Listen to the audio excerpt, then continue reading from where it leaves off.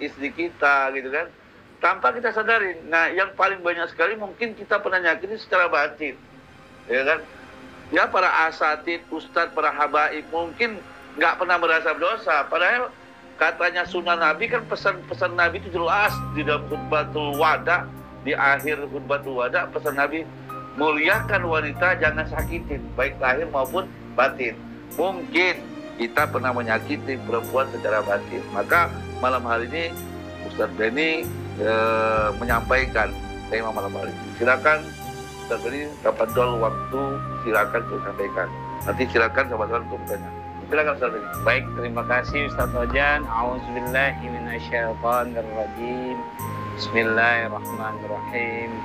Assalamualaikum warahmatullahi wabarakatuh. Waalaikumsalam warahmatullahi wabarakatuh. Alhamdulillahirabbil alamin. Assalatu wassalamu ala asrofil anbiya'i wal mursalin wa ala alihi wa sahbihi ajma'in. Sallallahu rabbuna ala nuril mubin Ahmad al-Mustafa sayyidil mursalin wa ala alihi wa sahbihi ajma'in. Rabbi shrahli sadri wa yassir li amri wahlul 'uqdatam min lisani yafqahu qawli. Rabbi zidni ilma warzuqni fahma, amin ya rabbil alamin. Sahabatku yang mulia, Ustaz Fauzan Fahir adalah sahabat karib, tempat berbagi, tempat bermuhajah, muhasabah, dan juga berdiskusi tentang ilmu-ilmu agama, ilmu Al-Quran. Ini saya juga mengucapkan ribuan terima kasih.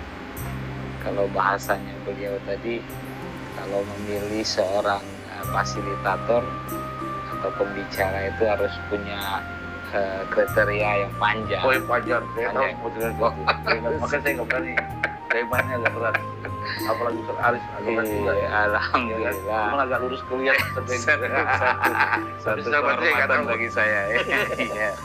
Alhamdulillah, ini saya sempatkan, dan pada malam hari ini, memang hari ini tepatnya 12 Rabiul Awal, yang mana ada dua hal yang diperingati. Ada yang maulid Nabi, ada yang maulud Nabi, Ustaz. Apa tuh? Maulud Nabi apa? Ya, kalau maulid itu kan tanggal lahirnya beliau. Kalau maulud itu bahwa beliau itu lahir untuk apa? Nah, itu kan. Nah, sekarang ini banyak maulidnya kayaknya. Orang tuh ngingetin 12 Rabiul Awal lahirnya Nabi, tahun gajah kan begitu. Nah, makanya kebanyakan seperti itu. Nah, mudah-mudahan kita ini adalah apa yang dilakukan Nabi, apa yang dipesankan Nabi, itulah maulud. Atau kalau bahasanya sahabat itu ya Aisyah, apa akhlaknya Rasulullah, karena uluhul Quran. Jadi lahirnya Nabi adalah tidak lain wa ma arsalnaka illa rahmatan lil alamin. Kalau hadisnya innama bu'istu min makarimil akhlak, tidaklah aku diutus ya kecuali untuk membenahi akhlak. Jadi berkaitan dengan bahwa seorang wanita atau seorang perempuan itu harus dimuliakan. Itu kenapa beliau mengatakan di khutbatul wadahnya, dia harus memuliakan wanita. Berarti kita harus asbabun nuzul. Kalau ilmu ilmu ke akademisi atau ilmiahnya itu berarti pada zamannya atau sebelumnya itu banyak orang yang meremehkan wanita, termasuk katakanlah pada zamannya jahiliyah, ya kan, yang mana yang laki-laki yang perempuan itu dianiaya pada zamannya Firaun terbalik. Justru yang laki-laki yang dibunuh, yang perempuannya yang diperbanyak. Tapi itu pun ada niatan tersembunyi juga kan gitu. Kalau Firaun itu dia menghilangkan nyawa yang laki-laki biar tidak ada yang menjadikan musuh bagi dia, tapi wanita yang diperbanyak.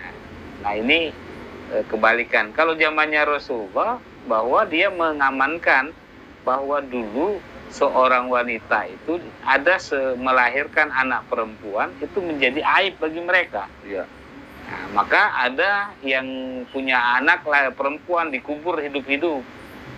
Nah ini asbabun nuzul mungkin yang harus kita tanggapi, bahwa harus dimuliakan wanita karena salah satunya wanita ini adalah katakanlah kita bahasanya ilmiahnya itu tidak ada namanya bapak kota, adanya wali kota, atau ibu kota, ya kan? Nah ini adalah sebagai induk kemajuan peradaban dunia. Kalau ada seorang wanita yang soleha, maka dia akan melahirkan generasi yang soleh dan soleha.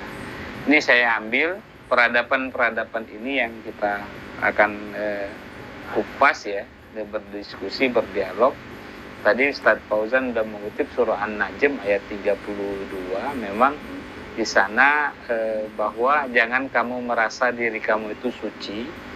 Nah sekarang bagaimana supaya kita ini merasa diri kita ini suci, yaitu harus melakukan perilaku takwa kan.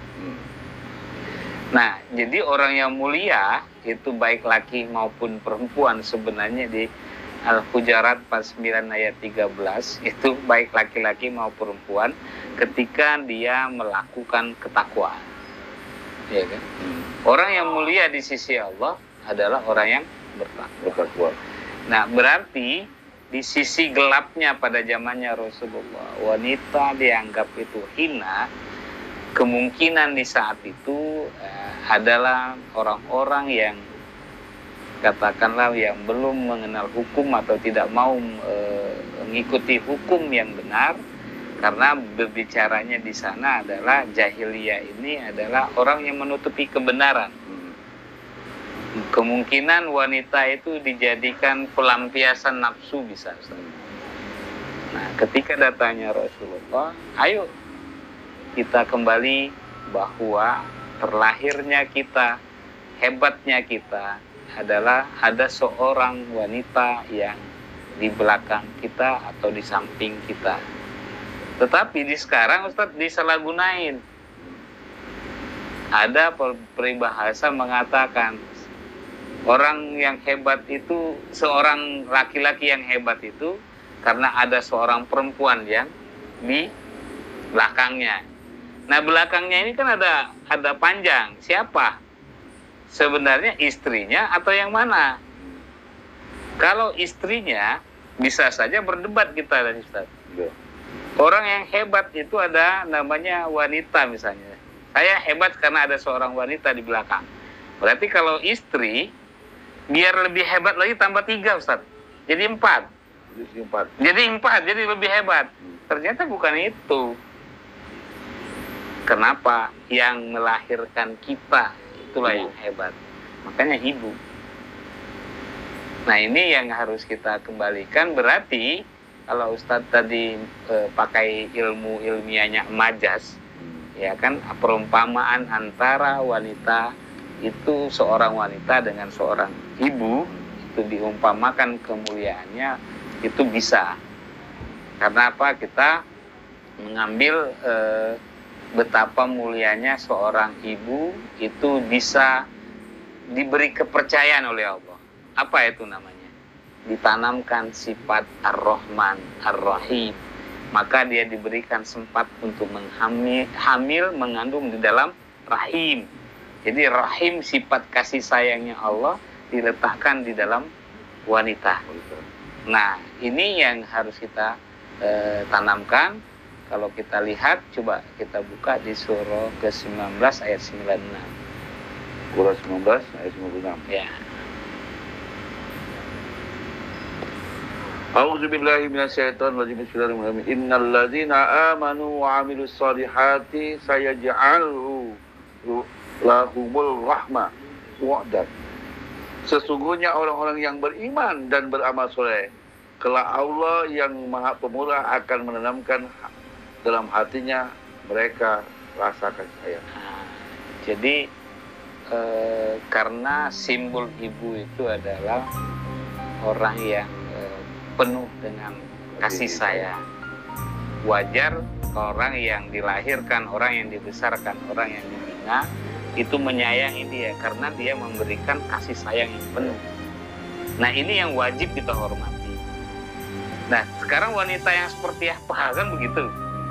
Nah, kalau ada orang yang seperti itu, sepertinya ibu mengasihi anaknya, ada seorang wanita yang baik terhadap orang lain, seperti dia memberikan kasih sayangnya, seperti ibu menyayangi anaknya, ya ini orang wanita yang mulia. Dan kita harus cari wanita itu, Ustaz. Dalam arti bukan mencari, sudah ada, nyari lagi, Ustaz. Biasanya lagi. Oh, nah ini yang kita harus, karena dianggap tak mulia kan. Nah ini yang harus kita, persepsinya harus kita samain kan gitu. Jangan sampai tafsir menafsir jadi multi tafsir, Ustaz. Ya, gagal paham nanti kan. Nah ini yang harus kita tanamkan. Maka di salah satu surah Al-Isra ayat 23 sampai 24 itu digambarkan. Oh, 17, 23, 24 ya. Nah, ya. Wa qadara rabbuka alla ta'budu illa iya wa bil walidaini ihsana imma yablughanna innakal kibara ahaduhuma aw kilahuma fala taqul lahumā uffin ilal akhir. Dan Tuhan telah memintakan supaya kamu jangan menyembah selain Dia, dan doa kamu berbuat baik kepada ibu bapakmu dengan sebaik-baiknya. Jika salah seorang di antara keduanya atau kedua-duanya sampai berumur lanjut dalam pemeliharaanmu, maka sekali-kali janganlah kamu mengatakan kepada keduanya perkataan A, dan janganlah kamu membentak mereka, dan ucapkanlah kepada mereka perkataan yang mulia. Oke. Qaulun karim. Sekarang kita katakanlah kita terapkan dalam kehidupan kita. Kalau orang tua itu mengandung, melahirkan, membesarkan kita. Ada dia seorang wanita punya 10 anak, dia bisa muliakan anak-anak. Tapi ada anak yang 10 tidak bisa memuliakan ibunya loh. Ada. Nah inilah kata Allah, seorang wanita yang mulia karena dia bisa menghidupi anaknya 10, tapi dia punya anak yang 10 belum bisa menghidupi ibunya sendiri. Nah ini kemuliaan ar-Rahmannya orang tua kita ini yang kita lihat. Jadi bukan hanya sekedar dia perempuan, Ustaz saya bilang. Jadi di situ ada sifat yang dipegang oleh dirinya, sifatnya Tuhan, ar-Rahman ar-Rahimnya, dia berikan dengan sepenuh hati, dengan pemikiran, dengan tanggung jawab. Maka ada hal di dalam rumah tangga itu, seorang bapak adalah diberikan tanggung jawab untuk mencari rezeki, dan seorang ibu adalah tugasnya adalah membesarkan, mendidik, dan menyusui. Itu adalah bagian dari tugas dari orang tua, ya kan? Tapi yang kita ambil adalah betapa besarnya, betapa mulianya seorang ibu bisa memberikan kasih sayangnya, baik lahir maupun batin, Ustaz. Ketika ayat ini kita balik, mampukah kita melihat orang tua kita yang dulu membesarkan kita, dan sekarang beliau dalam katakanlah dalam pengasuhan kita, sanggupkah kita dalam 24 jam dipotong waktu istirahat dan kerja kita itu untuk memperhatikan beliau? Jangankan memperhatikan, sanggupkah kita menahan amarah kita? Sanggupkah kita mengucapkan perkataan yang tidak mulia? Ya, ini yang ditantang oleh Allah. ketika kita tidak sanggup, jangan mengatakan kepada mereka bahwa ibu adalah bukan sebagai figur yang mulia. Tapi katakanlah, kalau kamu bisa menahan amarah, bisa kamu menahan perkataan yang tidak menyakiti dia, itulah seorang anak yang berbakti kepada ibunya. Inilah ibu yang berhasil untuk mendidik anaknya.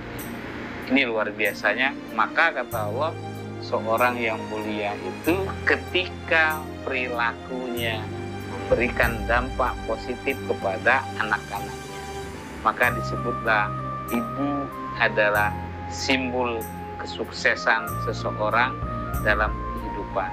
Maka ridho Allah fi ridho walidaini wa suhtullah fi suhti walidaini, bahwa keridhaan Allah itu ketika ibu bapaknya itu meridhoi, tetapi kemurkaan Allah ketika ibu bapaknya murka terhadap apa yang dikatakan kepada anak-anaknya atau perbuatan anak-anaknya terhadap ibu bapaknya. Ini yang harus kita jaga, Ustaz. Nah, lebih luas lagi, kalau itu konteks dari ibu ke anak, katakanlah seorang wanita, Ustaz Kupas tadi, memang hal ini memang Allah sudah berikan sifat kasih sayang. Secara mungkin secara materi kita bisa berlaku adil, bisa kita tidak menyakiti fisiknya, bisa kita tidak menyakiti perkataannya, tapi ada kita juga menyakiti perasaan. Itu jiwa tadi. Nah, makanya kalau kita membahas tentang surah An-Nisa ayat 3 itu tentang keadilan. Jadi keadilan ini kalau kita lihat yang sekarang terjadi itu adalah memang mudah, keadilan dalam segi fisik semua. Coba kita buka surah An-Nisa surah keempat ayat 3. Bismillahirrahmanirrahim. Wa in hibtun an alla tufsituna fil yatam fankihu ma taba lakum minan nisa masna wa thulatha wa ruba. Wa in hibtum alla ta'dilun fawahid au ma malakat aymanukum ilal akhir.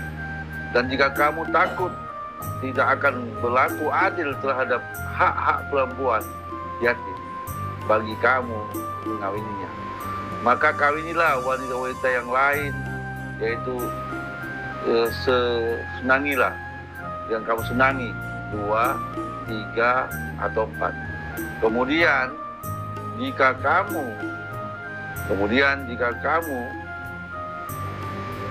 tidak berlaku adil, takut tidak dapat berlaku adil, maka seorang saja atau budak-budak yang kau miliki, yang demikian itu adalah lebih dekat kepada tidak berbuat adil. Nah, jadi sekarang orang mengatakan saya bisa hadir secara waktu, bisa secara materi, bisa secara perhatian bisa, tapi ada yang belum, yang terungkap itu adalah perasaan. Ya. Kalau bahasanya perumpamaan itu nggak mungkin namanya 2 cincin itu di dalam 1 jari. Jadi nggak mungkin juga 2 hati itu dalam 1 jiwa. Nggak bisa. Nah, ini yang mungkin yang harus kita lihat, karena ibu itu bermainnya bukan emosinya. Wanita itu bermainnya dengan perasaan. Tapi beda dengan laki-laki. Laki-laki itu bukan bermain di perasaan, tapi banyak di logika. Nah, ini yang buat seorang wanita itu perlu kita harus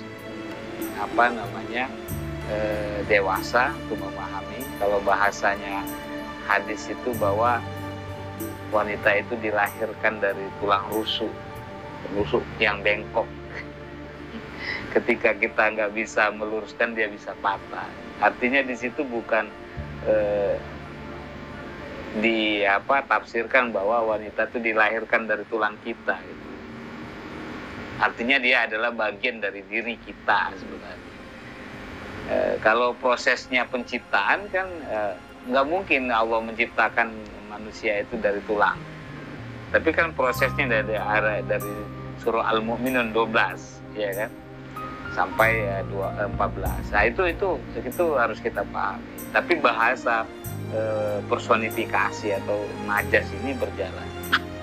Nah ini yang harus kita perhatikan. Berarti boleh kita mengatakan saya sanggup, saya bisa, saya kuat, saya adil secara materi, tapi secara jiwa ini yang bisa belum dikatakan kita belum berlaku adil. Nah oleh sebab itu Allah menjelaskan di surah An-Nisa, surah yang sama, ayat 129. Bismillahirrahmanirrahim. Walan tastati'una an ta'diluna bainan nisa walau harastum fala tamilu kulla maili fatazarruha kal mu'allaq. Dan kamu sekali-kali tidak dapat akan berlaku adil di antara isi-isimu walaupun kamu sangat ingin berbuat demikian. Karena itu janganlah kamu terlalu cenderung kepada yang kamu cintai sehingga kamu biarkan yang lain terkatung-katung. Dan jika kamu mengadakan perbaikan dan memelihara diri kecurangan, maka sesungguhnya Allah Maha Pengampun lagi Maha Penyayang. Nah itu rasa atau perasaan itu yang susah, Ustaz. Curang. Jadi tidak bisa diukur misalnya. Tapi kalau materi kan bisa diukur. Bisa diukur. Misalnya yang tua 5 juta, yang muda 2 juta, kan masih kan? Ya. Wajar lah, adil itu tak mungkin sama. Ya. Tapi kalau perasaan susah, Ustaz. Nggak bisa. Ukurannya di mana? Zakati perempuan itu mau di madu tuh ya kan? Itu. Kalau rasa ya. Itu bahasanya gitu maunya tuh. Jiwa. Nah makanya kenapa Allah itu memberikan kepada Nabi itu sebenarnya bukan nabinya yang mampu di situ, tapi ada sababun nuzulnya adalah waktu berperang di surah Al-Ahzab itu Nabi itu mau mengawini itu dalam pengertian bukan secara fisik, jiwa untuk menjaga perasaan seorang istri yang ditinggal oleh suami jangan diganggu oleh orang yang lain. 3 kali 50 itu Bisa ke sana. Di sini yang bukan di bawah perut. Wah, inilah yang kata tadi bahasanya Tuhan tadi kamu tidak bisa berlaku adil walaupun kamu ingin kan Perasaan. Nah, jadi timbangannya itu timbang rasa itu. Nabi itu ketika nikahi perempuan itu banyak sih. Tapi bilang apa? Bukan karena urusan bawah perut, tapi karena perasaan di wanita agar jangan diganggu, jangan diremehkan. Nah itu dari sabab nusul yang beliau diutuskan bahwa di zamannya jahiliyah seorang wanita itu rendah sekali, bahkan jadi aib bagi seorang ibu yang melahirkan wanita. Nah itu keluarlah khutbahnya Rasulullah bahwa muliakan wanita. Artinya dia memberikan ultimatum atau isyarat bahwa kamu tidak akan maju, bangsa ini tidak akan maju, peradaban tidak akan maju kalau tidak ada wanita. Kan itu ditegaskan gitu. Jadi tidak akan berkembang nanti. Kalau Nabi kan itu banyak, tapi dalam khutbatul arif, khutbatul wada terakhir, saya pesan Nabi itu pesan Nabi secara khusus ketika kepada kaum mukmin muliakan wanita, ya kan, jangan nyakitin. Berarti kan Nabi tahu, ya kan, Nabi tahu dan sebelum Nabi juga datang sudah wanita itu memang kurang dimuliakan, ya kan. Ya, seperti itu. Dan juga Nabi juga tahu bagaimana ketika wanita-wanita itu tidak dihargai seperti itu. Sampai Nabi itu menikahi perempuan-perempuan karena dulu dilecehkan. Betul. Ketika isi sahabat yang ditinggalkan, bahkan isi Nabi itu tua-tua semua, tua dari Nabi. Iya. Gitu ya kan. Berarti, jaga perasaan itu, Ustaz. Iya. Karena dari istri-istri sahabat yang ikut berperang, ya kan, terus yang kedua istrinya, suaminya meninggal, maka Nabi menikahi mereka itu untuk jaga perasaan mereka, agar tidak diganggu orang bahwa itu pegangan Nabi, dan juga dapat harta rampasan perang juga kan, seperti itu. Betul. Jadi mulia banget Nabi Muhammad SAW. Luar biasa. Tapi kan hari ini kan beda. Orang nikah ini kan ikuti sunnah Nabi. Ya. Sunnah Nabi, istrinya 2, 3, 4 katanya. Atau bilang karena ikut Nabi.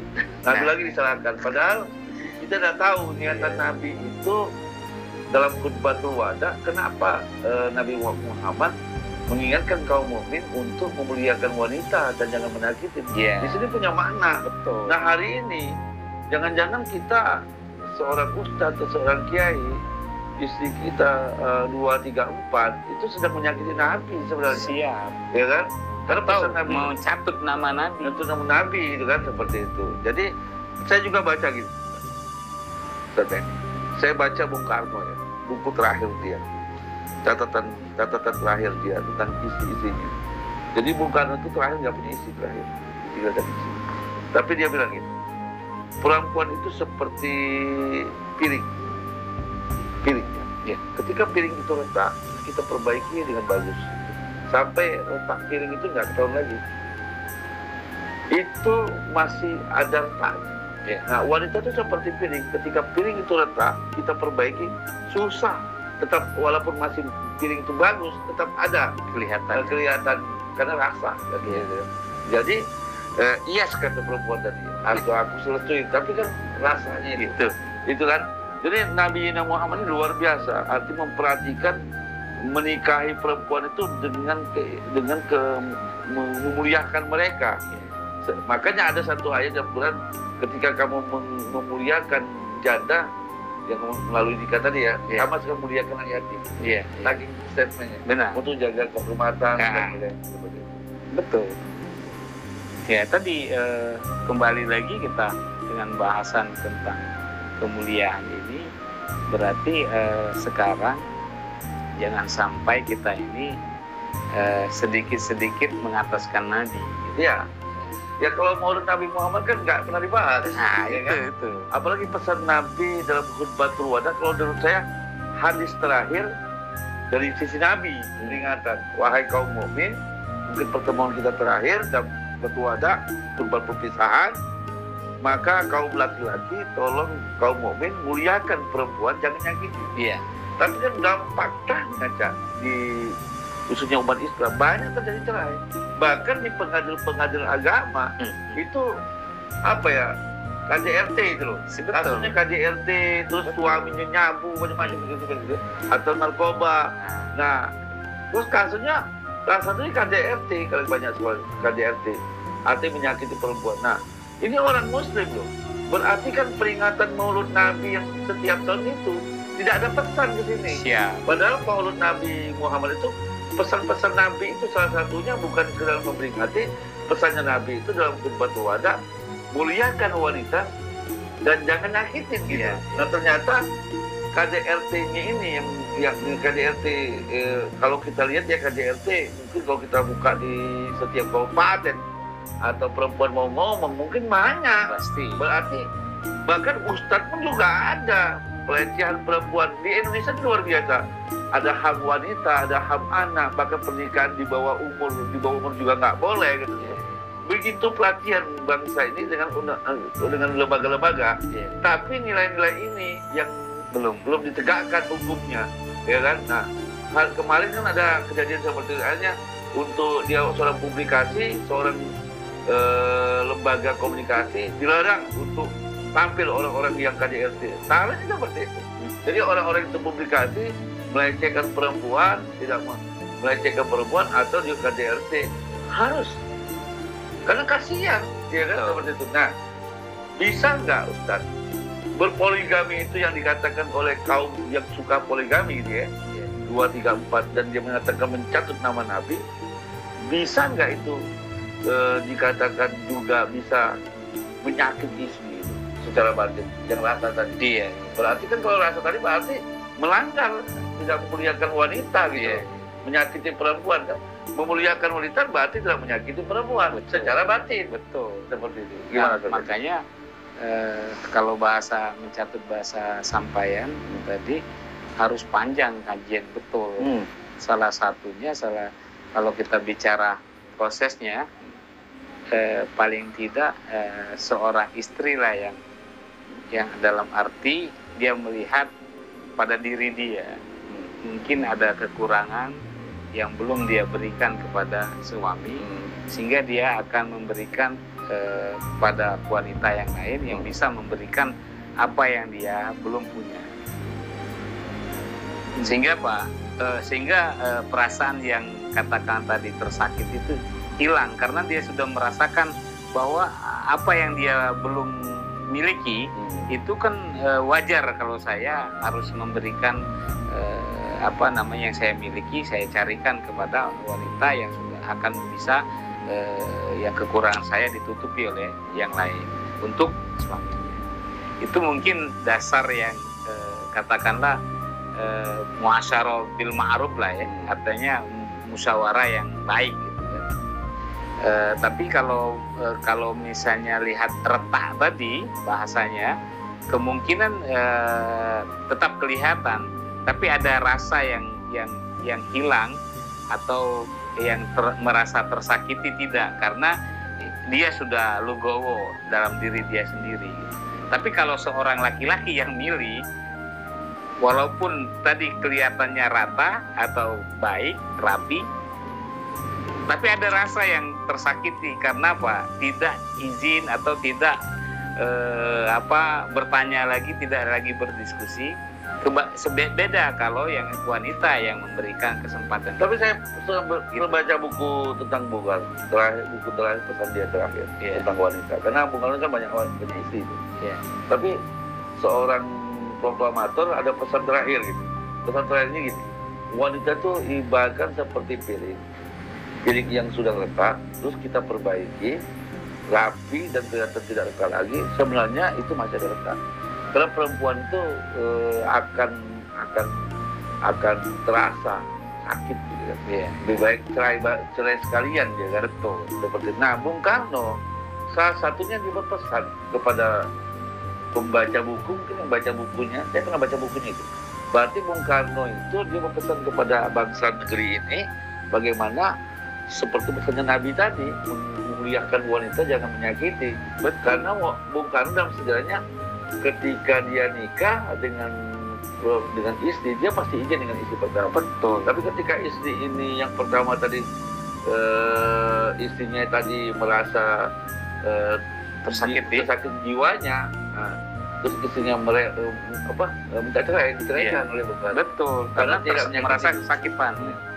Itu yang benar. Nah sekarang kan banyak orang mengatasnamakan Nabi. Ya Nabi, kalau Bung Karno semulia itu apalagi Nabi. Iya. Gitu. Jadi kembalikan, artinya kenapa di surah 33 ayat 50 itu bukan untuk semua para muslim, tapi khusus untuk Nabi. Nah beda boleh kita baca pendekatannya ya. Karena kalau pikirkan poligami ini mencatat nama Nabi. Iya. Mari kita buka. Saya tuh jangan sampai nanti orang yang di luar kita menganggap bahwa seorang nabi ini adalah seorang pemuas pedofil. Nah gitu. Itu yang harus kita hilangin. Pernah itu dipublikasi dan orang penjataan barat ada seorang mengatakan bahwa Nabi Muhammad itu pedofil. Hobi perempuan, di-shek gitu kan. Ya. Tapi kita tuh marah gitu. Ya, kita paham dong, bukan itu kan. Itu malah dengan orang-orang yang mengatakan itu kan. Tapi sebenarnya yang merusak Nabi itu umatnya dewe. Iya. Atas mencatat nama Nabi. Padahal Nabi nggak seperti itu. Mari kita buka surat 33 ayat 50 ya kan. A'udzubillahi minasyaitonirrajim. Bismillahirrahmanirrahim. Ya ayyuhan nabiyyu inna halalna laka azwajakum. Nah, jadi wahai Nabi, sudah kuhalalkan untuk kamu punya banyak istri kan. Berarti Nabi sudah dapat ini. Hai Nabi, gitu kan. Sesungguhnya kami telah menghalalkan bagimu istri-istrimu. Ini Nabi nih ya, bukan mukmin ya. Khusus kan? Khusus Nabi nih. Nabi nih. Hai Nabi, benar ya ayuhan Nabi, bukan ya ayuhal mukmin atau hai manusia. Sesungguhnya kami telah menghalalkan bagimu isi-isimu yang telah kamu berikan mas kawinnya. Dan hamba saya yang kamu miliki, yang termasuk apa yang kamu peroleh dalam peperangan yang dikaruniai Allah untukmu.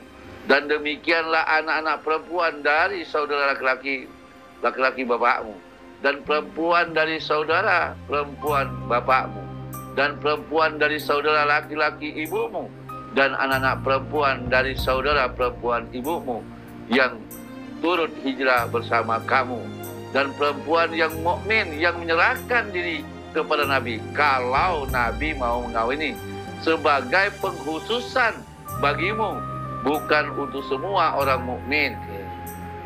Bukan untuk semua orang mukmin. Sesungguhnya kami telah mengetahui yang kami wajibkan kepada mereka tentang isi-isi mereka dan hamba-hamba saya yang mereka miliki, supaya tidak menjadi kesempitan bagimu, dan Allah Maha Pengampun lagi. Jadi sebagai pengkhususan bagimu, munya kembali ke Nabi, domir lagi ke Nabi. Nah, jadi pelakunya itu adalah khususnya Nabi, bukan untuk para mukmin. Nah, kenapa khususnya Nabi? Ya tadi kita kembali, berarti kalau umatnya nggak boleh, nabinya yang beda, gitu kan? Bukan situ bahwa kita lihat tadi asbabun nuzul itu adalah bahwa seorang nabi ini adalah orang yang penuh rasa kasih dan sayang, yaitu menjaga kehormatan seorang wanita. Tadi ketika ada wanita yang tua yang dilecehkan, maka dijaga kehormatannya, dilindungi. Jadi pernikahannya itu ketika ada seorang suami yang berjihad di jalan Allah, waktu gugur di perangnya, maka kan seorang istri pasti ada ditinggal oleh suaminya. Maka inilah tanggung jawabnya Nabi, biar tidak diganggu oleh orang-orang yang melecehkan seorang wanita itu. Nah, Nabi lah yang bertanggung jawab. Kalau Nabi mau nikahin, tapi kalau tidak kan berarti bahwa naungan Nabi, tanggung jawabnya Nabi. Nah, sekarang beda, seolah-olah Nabi itu yang menikah itu tadi dengan bahasa fisiknya yang dinikahi. Jadi Nabi itu untuk menyelamatkan seorang wanita, jangan sampai lelaki belum belang ini melecehkan kehormatan wanita itu. Nah, perkara misalnya nanti mereka mau nikah banyak, itu jangan mengataskan Nabi. Ya pengen aja nikah aja, nggak masalah. Gitu. Saya sepakatnya seperti itu, Ustaz. Jadi kalau dia mau nikah 2, 3, 4 terserah, karena dia merasa adil, silakan. Gitu. Jangan jangan kata atas sunnah Nabi. Iya. Kita tidak tahu misinya Nabi itu ketika nikah itu apa. Iya. Misimu itu tentu beda dengan misinya Nabi. Nah, ya kan itu. Seperti itu. Ya kan? Makanya karena, ya paling tidak kalau bahasanya kita akan menolak kebenaran Al-Quran itu sendiri, karena Al-Quran itu menjelaskan bahwa untuk Nabi, bukan untuk para mukmin. Ketika kita bertolak, mau man a'radul Quran fil yaumil qiyamah sawabun zambun katsir, berarti dosa yang paling besar ketika kita bertentangan dengan kebenaran Al-Quran itu. Kita berpaling saja, itu lagi sudah dosanya sangat besar itu. Apalagi kita mengada-ngadakan kebenaran itu. Nah, ini yang saya mau garis bawain. Jadi teman-teman, sahabat-sahabat yang mau menambah, ya kan, silakan, tapi jangan atasnamakan Nabi kita. Ya gitu loh, Ustaz. Jangan beda ya. Gitu ya. Misinya Nabi menikah istri banyak kan beda. Gak usah Nabi kalau jauh, Bung Karno aja. Kayak istrinya banyak itu kan, kita nggak tahu istrinya Bung Karno itu apa, gitu kan? Iya. Karena orang kan berbeda-beda. Kelihatan tambah 2, 3, 4, tapi kan sudah mati kan berbeda. Iya. Karena Tuhan menilai hatinya. Iya. Hatinya Muhammad itu ketika nikah itu perempuan begitu banyak waktu itu, beda dengan hatinya kita. Mungkin kita lebih banyak hawanya, Nabi Muhammad kan banyak main hatinya. Iya. Gak usah ke kita. Nabi itu dan Nabi dan Rasul apabila punya keinginan, saya tentu memasuki keinginan. Iya. Ya kan? Apalagi si Nabi tadi dari hatinya keinginan perempuan 2, 3, 4. Iya. Pasti saya termasuk. Tapi Allah menghalangi keinginan Nabi itu. Artinya Allah pun kenapa tidak menghalangi Nabi? Menghalangi Nabi istri 2, 3, 4? Karena Nabi dihalalkan. Untuk itu ada hak prokol, hak sebelum hukum sunnahnya sebelumnya. Iya. Tapi khusus untuk Nabi, bukan berlaku orang mukmin. Karena kenapa? Misinya Nabi, dia sudah ditanggung, jiwanya sudah bersih. Maka misinya beda dengan misinya misinya kita, ya kan? Misi Nabi ketika nikah bukan fisik, tapi karena jiwanya, perasaan si perempuan, ya kan, seperti itu istilahnya. Sama dengan pesan Bung Karno itu saya baca bukunya. Jadi perempuan itu seperti piring pecah. Ketika piring itu diperbaiki dengan sebagus mungkin, kelihatan tampak itu bagus, tapi sebenarnya itu retak. Ya, walaupun kelihatan piring ada retaknya, tapi piring itu pernah retak. Nah, perempuan itu seperti itu hati, perasaan. Dia kan kelihatan dia damai, kelihatan dia diridhoin dalam di 2, 3, 4, kelihatan seperti piring tadi. Sebenarnya di dalam batinnya dia sudah rasanya, jiwanya atau perasaannya sedang terluka. Makanya bahasanya Quran kan kalau di surah Ar-Rum 30:21 kan itu ada jiwa yang sakinah, yang mawaddah, yang diberikan rahmat gitu kan. Nah, itu yang di dalam kehidupan seorang wanita, ketika seorang laki-laki itu bertanggung jawab dengan sepenuh hati, sepenuh jiwa, ya kan? Apa rasa dia nyaman bersih, dia tenang, dia tidak ada suuzon gitu kan. Nah, ketika jiwa itu sudah lepas dengan suuzon, lepas dengan ketidaktenangan, maka akan aman saja. Di mana silakan. Saya tahu kok perjuangan suami saya, suami saya pergi keluar itu adalah tidak lain adalah untuk mencari ridho Allah atau berjihad di jalan Allah. Gitu kan, tidak ada perasaan-perasaan itu. Nah, inilah yang membuatkan seorang wanita itu nyaman berada di suatu rumah tangga atau suatu pernikahan ketika ada seorang laki-laki yang memberikan kepercayaan itu atau memberikan rasa aman, nyaman tadi. Ada saya baca buku Sirah An-Nabawiyah, pesan Rasulullah kepada Siti Aisyah. Iya. Ada 2 pesan dipesankan ke Siti Aisyah ketika wafatnya Rasul. 1, wahai Siti Aisyah, setelah saya wafat ini, 1, jangan bercolek. Yang kedua, jangan nikah lagi. Ya. Itu pesannya Nabi kepada Siti Aisyah. Ternyata bercolek itu artinya berpolitik ya, berhias. Ya kan?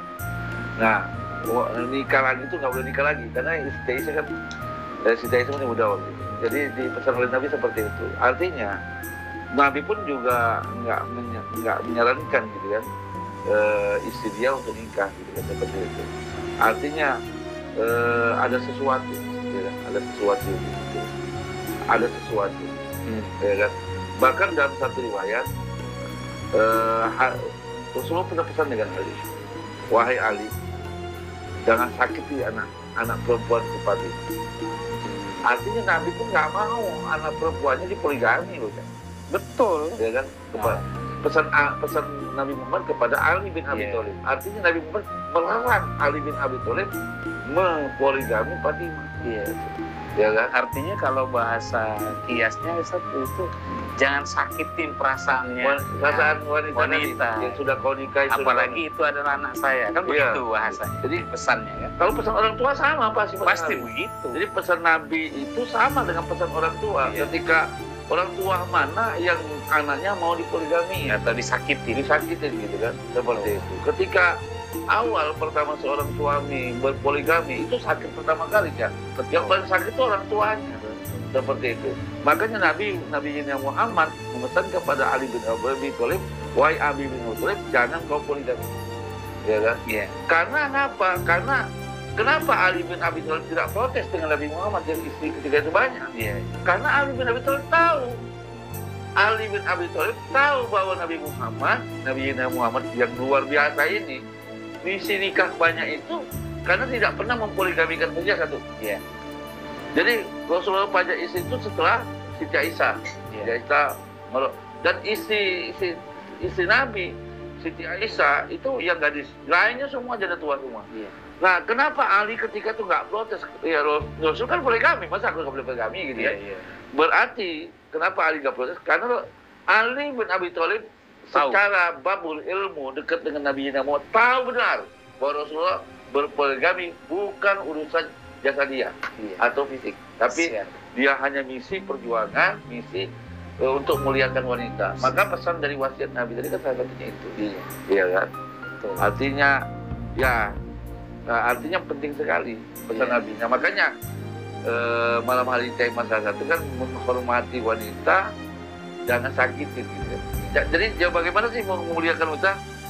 Ya kebalikannya, jangan menyakitin. Dia jika menyakitin jangan memuliakan gitu kan. Betul. Baik lahir maupun batin gitu kan. Maka kita bersyukur Ustaz Benny, di Menteri Agama kita, di hukum agama kita, di bawah Departemen Agama ada undang-undangnya. Barang siapa seorang suami yang 2 tahun tidak ada jelas, maka tahu juga seorang suami 3 bulan tidak menafkahi, maka tidak mencara musyawarah, maka seorang istri boleh mengajukan ke pengadilan. Tolak seperti itu. Artinya luar biasa pengadilan agama ya, pengadilan agama dan pengadilan agama. Bahkan pengadilan agama juga berpesan, Ustaz, kalau nikah itu gampang, kalau di pengadilan agama untuk berpoligami itu sulit. Kenapa disulit? Karena salah satunya pengadilan agama itu harus syaratnya luar biasa. Kenapa? Mudah tapi bebannya banyak. Harus jelas. Karena kenapa kita di pengadilan agama lebih mendepankan perempuan? Karena perempuannya yang paling rugi. Itu pengadilan agama. Betul. Seperti itu. Berarti kan departemen kita, Menteri Agama atau pengadilan agama sudah dibuat lembaga sedemikian rupa, sedemikian yang di Indonesia ini, mungkin di negara lain nggak ada sih. Ya kan? Tapi di Partai tentang wanita ini luar biasa. Bahkan lembaga itu belum secara penerapannya. Hukumnya bagus, tapi pelaksanaannya tetap yang utuh pelaksanaan. Betul, ya kan? Dengan secepok duit, akhirnya berubah. Seperti itu. Yang terjadi kayak sinetron yang terjadi di dalam televisi ya terjadi juga di muka bumi. Tidak mungkin terjadi sinetron itu kalau nggak ada cerita di bumi ini. Betul, ya kan? Seperti itu. Jadi mungkin saya simpulkan dari pembahasan kita, kenapa seorang wanita itu adalah seorang yang dimuliakan, yaitu berpandangan kepada pada ibu, karena Baitul Ula itu adalah tarbiyah yang pertama, itu adalah dimulai dari rumah, yang dimulai oleh ibu. Nah ini ketika ibu memberikan pelajaran di rumah, itu pelajaran yang tidak memuliakan atau tidak pelajaran dalam bentuk akhlak yang mulia, yaitu ketakwaan, maka ini akan tumbuh generasi-generasi yang rusak atau yang salah satu generasi lemah ya ibu-ibu atau wanita yang tidak muliakan saja. Jadi bahasanya Nabi, kalau saya simpulkan dalam bahasanya memuliakan wanita itu, jadi dia akan mengalirkan atau mengembangkan suatu generasi-generasi yang emas gitu kan. Ketika ibunya menelurkan atau mengembangkan generasi yang lemah, generasi yang rusak, maka merusak suatu bangsa. Kalau istilah sekarang gini, jiwa stunting dia. Ketika wanita itu disakitin, itu berpengaruh kepada anaknya. Psikologi kan.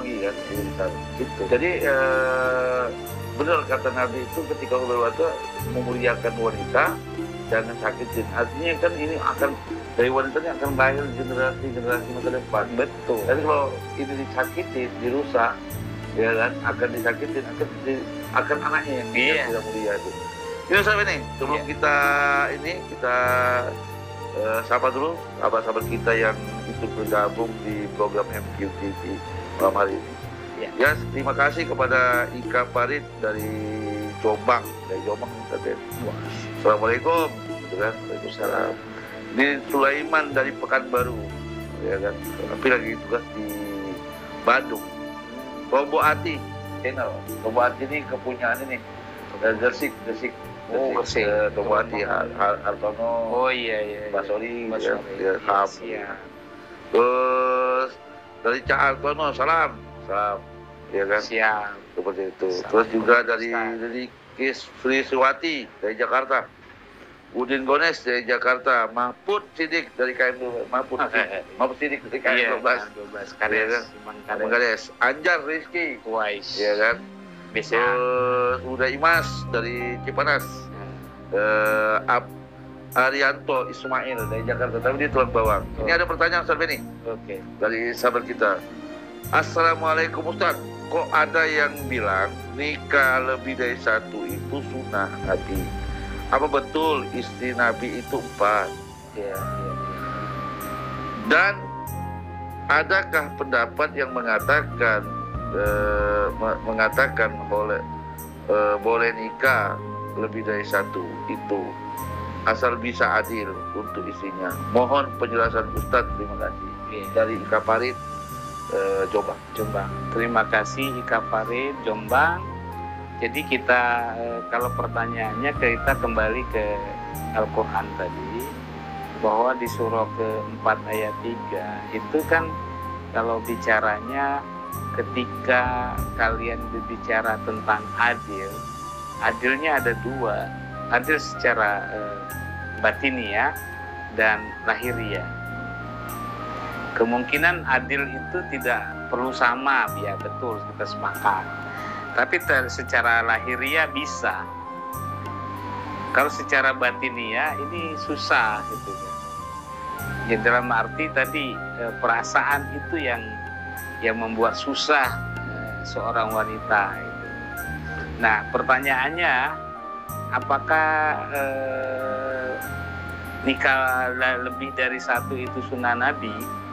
Saya bilang itu bukan sunnah Nabi, tapi khususan untuk Nabi. Khusus Nabi? Iya. Bukan sunnah Nabi? Bukan sunnah Nabi. Khusus Nabi? Khusus Nabi. Ya, kalau bahasa kita ya berarti oke, sunnah itu buat Nabi saja. Tapi kan? ya bukan tapi sunnah untuk Nabi. kita. Iya kan, khusus untuk Nabi. Ya. Bahasanya benar gitu kan. Khusus untuk Nabi, bukan untuk para mukmin. Kalau ayatnya tadi di Al-Azab surah 33 ayat 50. Nah, artinya kalau Nabi itu lebih dari 4, itu nikahnya bukan lahiriahnya yang ditonjolkan, tapi batiniah. Bukti apa Ustaz? Dia nikah itu kata Ustaz tadi yang cuma wanita yang cuma yang satu cuma Siti Aisyah. Khadijah. Iya, enggak, artinya yang belum pernah kawin. Gadis. Artinya semuanya janda gitu.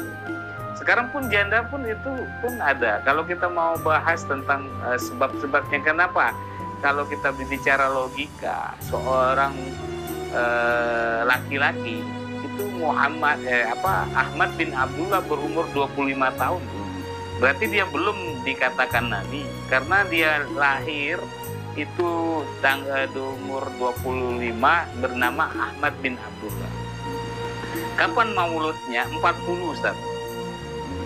Dikatakan diangkat dia bersifat mempunyai sifat nabi itu, kenabian itu adalah di umur 40. Maulud Nabi. Nah, pertanyaannya, apakah di umur 25 itu sudah sunnah? Belum. Wong Ahmad bin Abdullah masih kan. Nah, di umur 40 baru terhitung dia nabi, kenabian kan. Nah, artinya seorang Ahmad bin Abdullah ketemu dengan Khadijah ini pun itu tidak hanya ujuk-ujuk. Misal dia Siti Khadijah ini saudagar. Logikanya kalau dia mau mencari secara lahiriah, dia harus sepadan loh. Ya. Minimal apa? Kekayaan.